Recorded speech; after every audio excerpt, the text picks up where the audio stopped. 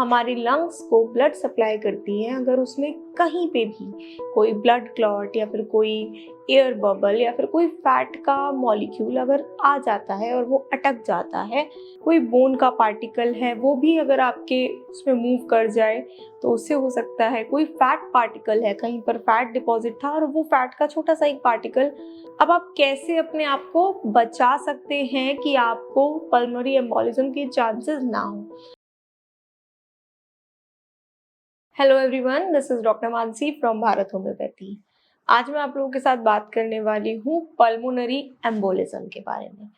Pulmonary embolism क्या होता है, वो किस वजह से हो सकता है और ऐसी क्या चीज़ें हैं जो आप करके अपने आप को बचा सकते हैं कि आपको ये दिक्कत ना आए। पल्मोनरी एम्बोलिज्म एक बीमारी होती है। पल्मोनरी यानी कि लंग्स का जो आर्टरी सिस्टम होता है, और एम्बोलिज्म मतलब कोई भी एक ऐसी चीज़, वो फैट हो सकता है या कोई भी ऐसा सब्सटेंस हो सकता है या ब्लड का क्लॉट हो सकता है जो कि ब्लॉक कर दे, जो हमारी आर्टरीज में हमारे ब्लड फ्लो को ब्लॉक कर दे। तो आज हम बात करेंगे इस चीज़ पर। पल्मोनरी एम्बोलिज्म, जैसे कि मैंने आपको बताया कि ब्लड क्लॉट, जो हमारी आर्टरीज हमारे लंग्स को ब्लड सप्लाई करती हैं, अगर उसमें कहीं पे भी कोई ब्लड क्लॉट या फिर कोई एयर बबल या फिर कोई फैट का मॉलिक्यूल अगर आ जाता है और वो अटक जाता है, तो जो ब्लड फ्लो हो रहा है उन आर्टरीज के थ्रू हमारी लंग्स में, वो कहीं ना कहीं ब्लॉक हो जाता है, वो स्लो हो सकता है। और अगर एक से ज़्यादा एम्बोलिज्म्स आ गए, एक से ज़्यादा वहाँ पे ब्लॉकेज आ गई, तो इंसान की डेथ भी हो सकती है अगर उस पर ध्यान ना दिया जाए। क्योंकि अगर सडनली कई एम्बोलिज्म आपकी आर्टरीज में आ गए हैं और आपकी आर्टरीज ब्लड सप्लाई नहीं कर पा रही हैं, तो आपके लंग्स काम करना बंद कर सकते हैं।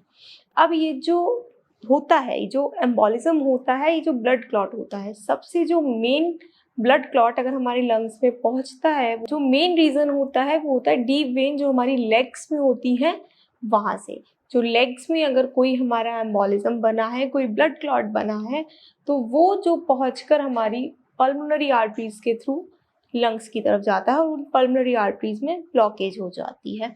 इसको हम बोलते हैं डीप वेन थ्रोम्बोसिस। लेकिन और भी कई चीज़ें होती हैं जिसकी वजह से आपको पल्मोनरी एम्बोलिज्म हो सकता है। सिर्फ डीप वेन थ्रोम्बोसिस में ही नहीं होता। जैसे कि मैंने आपको बताया, कोई लॉन्ग बोन है, कोई बोन का पार्टिकल है, वो भी अगर आपके उसमें मूव कर जाए तो उससे हो सकता है। कोई फैट पार्टिकल है, कहीं पर फैट डिपॉजिट था और वो फैट का छोटा सा एक पार्टिकल निकल गया है, वहाँ से डी अटैच होके वो आपकी आर्टरीज में, वेन्स में मूव करके पहुंच जाए तो, या फिर कोई एयर बबल अगर फंस जाए, तो इन सभी रीजंस की वजह से आपको पल्मोनरी एम्बोलिज्म हो सकता है। अब ये पल्मोनरी एम्बोलिज्म अगर होगा तो आपको क्या क्या सिम्टम्स आ सकते हैं। साफ सी बात है, पल्मोनरी एम्बोलिज्म लंग्स को इफेक्ट कर रहा है तो आपकी ब्रीदिंग पे सबसे ज़्यादा इफेक्ट आएगा। आपको शॉर्टनेस ऑफ ब्रेथ हो सकती है, आपको चेस्ट में पेन हो सकता है, आपको बहुत ज़्यादा ऐसा लगने सकता है, भारीपन लग सकता है, आपको डिजीनेस भी हो सकती है, फेंटिंग भी हो सकती है। आप अचानक से मान लीजिए आपके हार्ट का रेट ड्रॉप हो जाए, आपका बीपी ड्रॉप हो जाए, तो आप बेहोश भी हो सकते हैं। लेकिन जो सबसे मेन सिम्टम आएगा कि आपको शॉर्टनेस ऑफ ब्रेथ होने लगेगी, आपको थोड़ा सा ही चलकर आपकी सांस फूलने लगेगी। कभी कभी क्या होता है कि आपको बलगम आएगा खांसी के संग, और उस बलगम में आपको थोड़ा सा कभी कभी ब्लड दिख सकता है। तो ये कुछ सिम्टम्स हैं जो पल्मोनरी एम्बोलिज्म के हो सकते हैं। ये आम सिम्टम्स हैं अगर आपको कोई अदर रेस्पिरेटरी डिजीज भी है तो। लेकिन जो सबसे मेन सिम्टम इसमें रहेगा वो होता है शॉर्टनेस ऑफ ब्रेथ। और shortness of breath means shortness बहुत ज़्यादा, कि थोड़ा सा भी चलकर ही आपको दिक्कत आ जाएगी। अगर आपको कहीं पे एम्बोलिज्म है, कहीं पे आपकी ब्लॉकेज हुई हुई है आर्टरीज में, तो बहुत छोटा सा ही चलते ही आपको 4-5 कदम पर ही आपकी सांस फूलने लग जाएगी। ये इसके लक्षण होते हैं, तो आप इन पे ध्यान दीजिए। अब आप कैसे अपने आप को बचा सकते हैं कि आपको पल्मोनरी एम्बोलिज्म के चांसेस ना हो। सबसे पहला, अगर आपका वेट बहुत ज़्यादा है, ओबेसिटी है अगर आपको, तो आपको उस पे ध्यान देना बहुत ज़रूरी है। ओबेसिटी ना ही सिर्फ पल्मोनरी एम्बोलिज्म, ओबेसिटी आपको बहुत बीमारियों के करीब लेके जाती है। ओबेसिटी अच्छी नहीं होती है। अगर आपका बॉडी का वेट ओवर है तो आपको उस पर वर्क करना बहुत ज़रूरी है।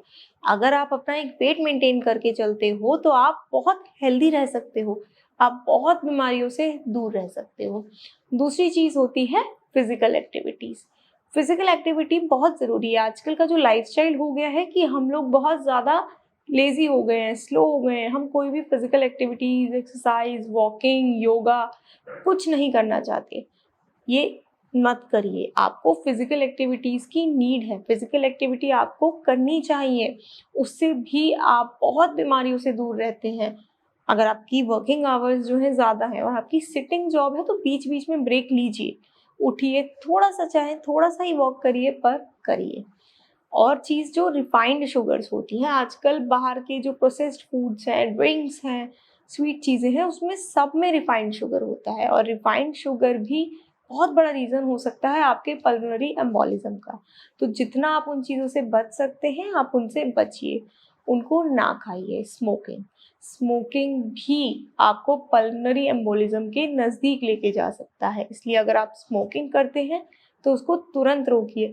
स्मोकिंग ना कि सिर्फ पल्मोनरी एम्बोलिज्म बल्कि स्मोकिंग आपकी बहुत सारी डिजीज़ का कारण हो सकती है, अस्थमा का, ब्रोंकाइटिस का, मतलब बहुत आपकी रेस्पिरेटरी की बहुत ऐसी डिजीज़ेज़ हैं जो सिर्फ स्मोकिंग की वजह से हो सकती हैं। तो स्मोकिंग को भी आपको पूरी तरीके से अवॉइड करना चाहिए। तो आप इन चीज़ों से बचिए, इन सभी चीज़ों का ध्यान रखिए और अपने आप को पल्मोनरी एम्बोलिज्म से बचाइए, क्योंकि पल्मोनरी एम्बोलिज्म कभी-कभी पता नहीं लगता है और उससे सडन पेशेंट की डेथ हो सकती है, सडन ही आपकी जान जा सकती है।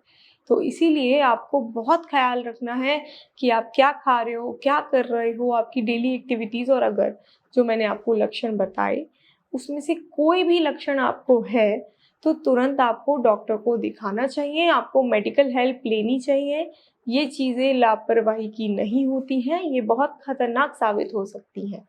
और अगर आपको ऐसा कोई भी सिम्पटम है, तो आप भारत होम्योपैथी में भी संपर्क कर सकते हैं। भारत होम्योपैथी में रेस्पिरेटरीज़ के डॉक्टर्स हैं जो आपको प्रॉपर बहुत अच्छा रूट से क्योर करी जाएगी आपकी डिज़ीज़ को, और आपको बेस्ट से बेस्ट भारत होम्योपैथी में ट्रीटमेंट दिया जाएगा। Thank you.